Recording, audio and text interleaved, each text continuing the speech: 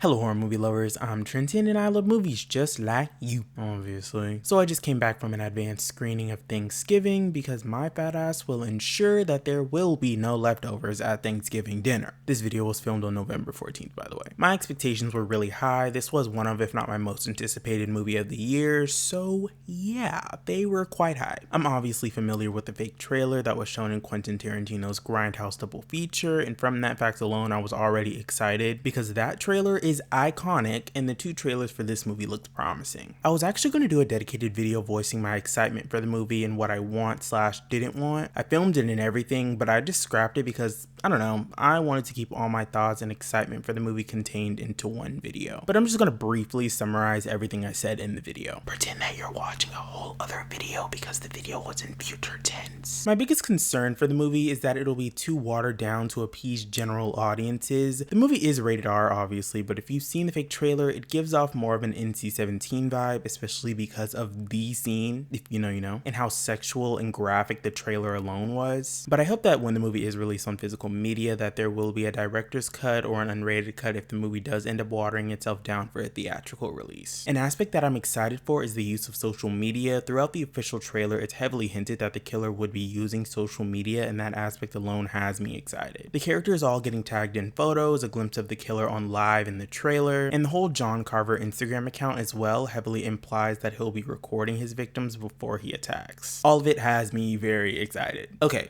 now, after watching the movie, did the movie meet my expectations? Well, yes. The movie was pretty great. I enjoyed it very much. So everyone's entitled to one good scare.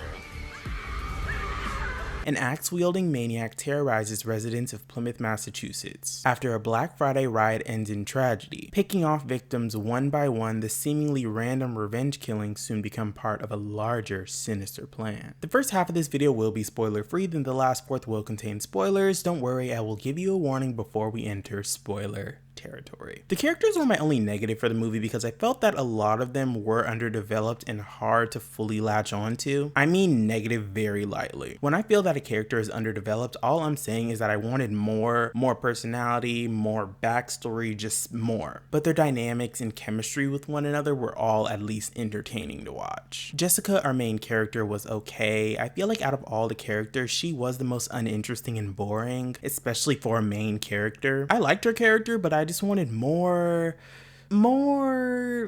I don't know the word that I'm exactly trying to say, but I feel like you get what I'm trying to say, hopefully. Gabriella, our main character's best friend, was okay as well, Addison Rae's second acting role, and she did good. I didn't find her acting in He's All That to be as bad as people were making it out to be, especially for the movie itself. But here she did noticeably better. I do feel very similarly as I do with Jessica's character. She was a little uninteresting, mainly because she kinda did seem like Jessica's shadow, though I did find her to be more interesting than Jessica, oddly enough. Scuba, Yulia's boyfriend, was great. I liked his character. He was more of the voice of reason out of this friend group, I guess you could say. I found his character to be pretty interesting and pretty funny as well. Yulia, Scuba's girlfriend, was also great. I don't know what it was about her character that was so intriguing to me, but she was my favorite character for some reason. I don't know why that is. I'm really thinking that it's because we do get a brief understanding of her home life and her lifestyle. It just has so much, while the same wasn't done for the other characters in the movie. Ryan, Jessica's current boyfriend, was so funny, but in a way that was so douchey, like, oh my god. He's a douche, a jerk, and so freaking petty, but the stuff that he would do and or say had me dying. I found his character to be so damn funny. Kathleen, Jessica's dad's wife, isn't really an important character. I mean, Jessica clearly does not like this woman, or the idea of her father being with her. She's definitely a stereotype, but I liked her. Evan, Gabriella's boyfriend, was so annoying, by far my least favorite character in the movie, but that was completely intentional. He's a stereotypical jock slash bully. Gosh, he was annoying as shit. Bobby, Jessica's ex-boyfriend, I don't really feel anything towards his character. He kind of seemed to just be there and also didn't seem to have any character development as the movie progressed. I don't know, he was important, but for some reason I was not connecting with his character at all. Rick Hoffman's character, Jessica's dad, was there. He didn't really seem to provide anything for the story. He was just there because he's the father of the main character. The sheriff as well, I didn't really feel anything for his character either. He was just there, you know,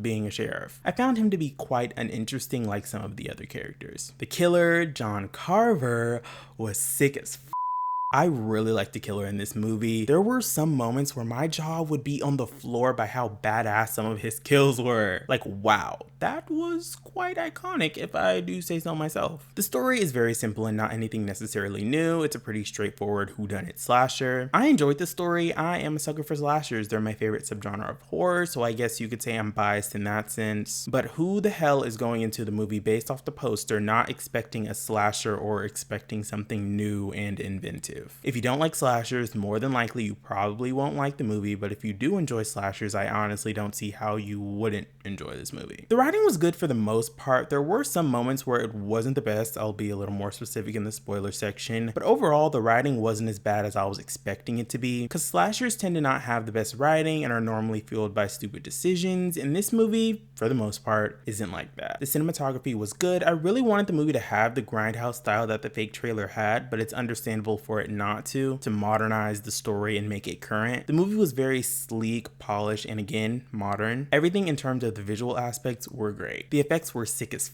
which is to be expected if Eli Roth is attached to a horror project. All the kills were fun and practical. Obviously, some scenes had VFX, but they were scenes that couldn't have really been done practically. Oh, the kills were so damn good. I'm not over them. They were so good. Oddly enough, tonally, the movie wasn't as dark as I was expecting. That could just be because I'm desensitized, obviously. Don't get me wrong, the movie is very much dark. The movie had quite a lot of dark comedic moments, which I loved. I am a sucker for dark comedies as well. Tonally, I found the movie to be perfect, but I could see how someone who isn't a fan of dark comedies not feeling the same way as I did. The pacing was moderate. The movie is around an hour 40 minutes, and the rate at which everything happened was fairly quick. The kills and the carnage specifically. I do feel there were some lulls in between the action, but the kills and carnage that are present kinda cancel out those moments in my opinion, though I do feel like the movie could have been 10 minutes shorter. The life lesson that I learned after watching Thanksgiving was that you should never trust anyone. Everybody's a suspect! Overall, the movie was great. What else is there to say? I'm gonna give Thanksgiving a 7.5 out of 10. Would have been higher if the characters were more developed and the third act was more satisfying. We are now entering spoiler territory. If you haven't seen Thanksgiving, watch it, then come back to the video, or if you simply don't care about spoilers, keep on watching. In this portion of the video, I'd normally break down the movie, go more in depth with my likes and dislikes, as well as my favorite scene, favorite kill, and least favorite kill. But since I attended an advanced screening and the movie isn't fully out to the public at the time of me filming this video, the breakdown of the movie will be heavily summarized, and even then the movie is so straightforward to the point where I feel it doesn't really warrant an in-depth breakdown. The movie is releasing in theaters and isn't going to streaming or VOD anytime soon, therefore this whole breakdown is going to be based off memory since I don't have a reference besides trailers and TV spots. Again, we are now entering spoiler territory. The movie starts off with our main character having dinner with her family and boyfriend before heading to a Right Mart during Black Friday with her friends. Said group of friends, including our main character, sneak past security into Right Mart, provoking the people having to wait outside till the store officially lets them in. Chaos ensues as the crowd breaks down the entrance doors and are fighting over various items, a lot of emphasis on a discounted waffle iron, resulting in multiple people getting killed, some by accident, others seeming to be on purpose, but it's never 100% confirmed. Which then cuts to the title card, which is the original font of the fake trailer.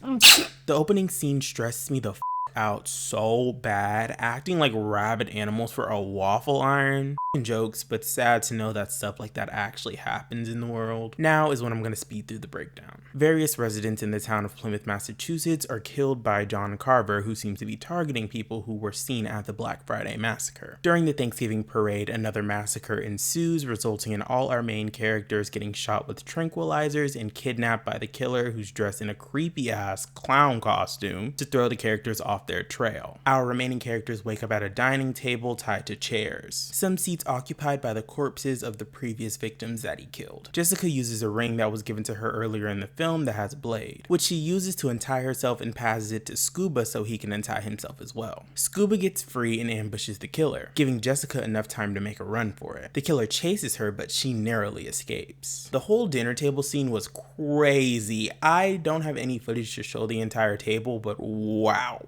I might need to hire John for an event that I have coming up. Jessica makes it to the warehouse where the parade equipment and props are being held. A cop car is there and the sheriff is on the pavement, presumably dead. She takes his gun and heads into the warehouse, where she then sees Bobby unmask himself dressed as John Carver. The sheriff sneaks up behind Jessica, takes her gun, and tells her to run. 3 or 4 gunshots go off. I don't remember exactly how many. The sheriff takes her to this nearby room in the warehouse, where she then realizes that the sheriff was actually the killer, because she notices that he has the same residue on his shoes that the killer would have after chasing her. He started killing people because one of the victims of the Black Friday massacre was his lover, and he's seeking revenge on the town for anyone who was involved, especially Jessica and her group of friends for sneaking into the store and provoking the people who had to wait. Bobby then somehow swoops in to save the day, knocks the sheriff to the ground, and takes Jessica back to the warehouse, where they try to escape in a truck near the entryway, until the sheriff comes back and attacks them. Jessica starts a propane tank used to blow up the inflatable turkey and shoots it with a musket, causing it to explode. The police are called and are attending to the survivor's wounds until we hear one of the police officers say that the killer's body wasn't found. We then cut to Jessica and Ryan sleeping in their bed until her closet door opens and she's attacked by a burnt John Carver until she wakes up from the nightmare, showing the audience that she clearly has PTSD. Then the movie ends. I don't really know how I feel about Jessica being a final girl. I feel like she doesn't necessarily do anything to warrant that label. I mean, yeah, she ends up surviving, but I feel like in terms of being a final girl, her character was kind of bland, especially compared to other final girls in the horror genre. The opening was so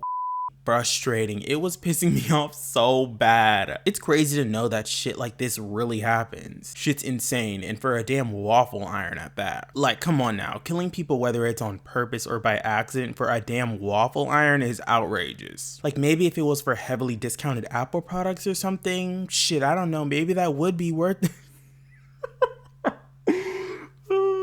I'm kidding, of course. I'm kidding. The jump scare in the school when Gabriella and Evan go to check on something while Jessica stayed back near the entrance got me good, not gonna lie. It seemed to get everybody else in my screening as well. I yelled out loud, "Oh shit." That jump scare made my chest hurt so bad. He's having a heart attack. I don't give a shit. What? It completely caught me off guard. Like, I full on was not expecting it at all. And it just got me. It got me. The killer reveal was predictable. I definitely saw the sheriff being the killer from a mile away. I was stuck between the sheriff and Ryan, who was pretty underutilized when I really started to think about it. But I feel like when the Thanksgiving parade massacre happened and the killer was using smoke bombs, flashbangs, and tranquilizers and shit is when I really started to suspect the sheriff was the killer. Because who would have access to equipment like that? Right, someone from the inside of a police station. The ending is obviously setting up for a sequel, which I honestly wouldn't mind. I want more Thanksgiving.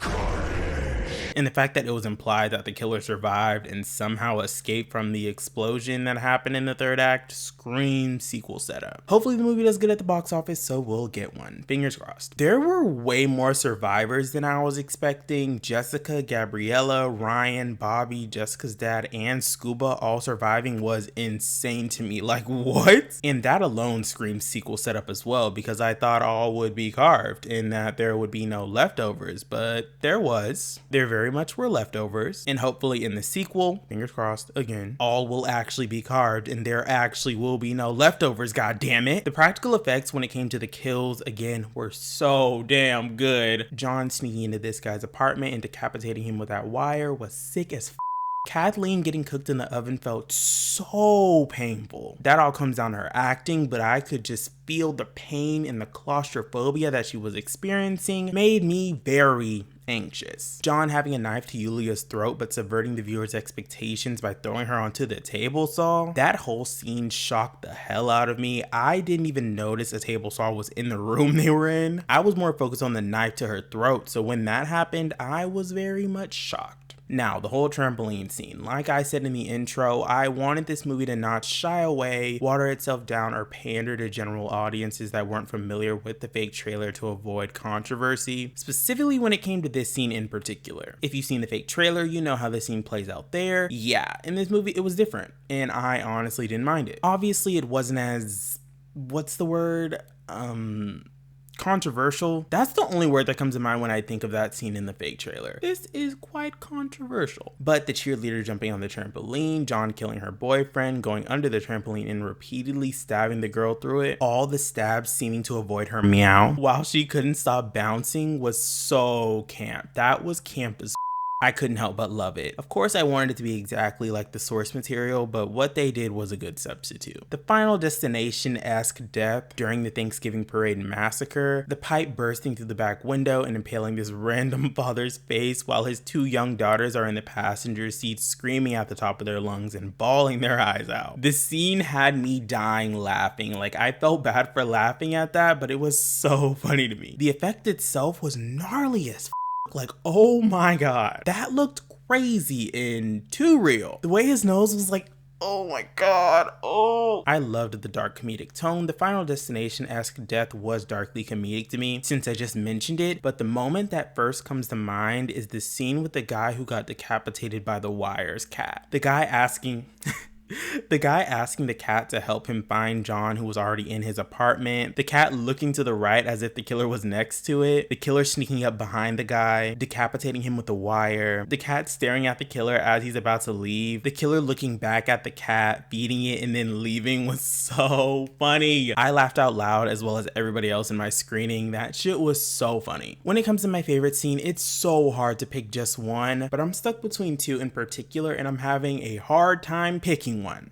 Gosh, normally I'd only pick one, but I just can't in this case. I can't. My favorite scenes are the trampoline scene and the entire scene involving the killer, that one random guy and his cat. Both scenes were so good from start to finish. Like, how am I supposed to just pick one? Like, how do you expect me to do that? Both scenes are my favorite, and that's final. When it comes to my least favorite scene, again, it's so hard to pick one because I enjoyed the movie from start to finish for the most part. But my least favorite scene would have to be Jessica getting attacked in the school. It was suspenseful, don't get me wrong, but I just could not believe this. 1, why is she not constantly screaming? And 2, why the hell did she choose to run into a room with only one exit? My ass will be running laps in them school hallways screaming at the top of my lungs because there were people outside. There were people and police officers outside, so why the hell would she not be screaming and running to the entrance or exit of the school? It wasn't locked. That was interesting. My favorite kill would have to be the wire decapitation. It was just so badass. Am I the only one that got chills by how badass the killer was in that scene? The way he looks back at the headless body? Like, don't do that. Don't do that. I'm about to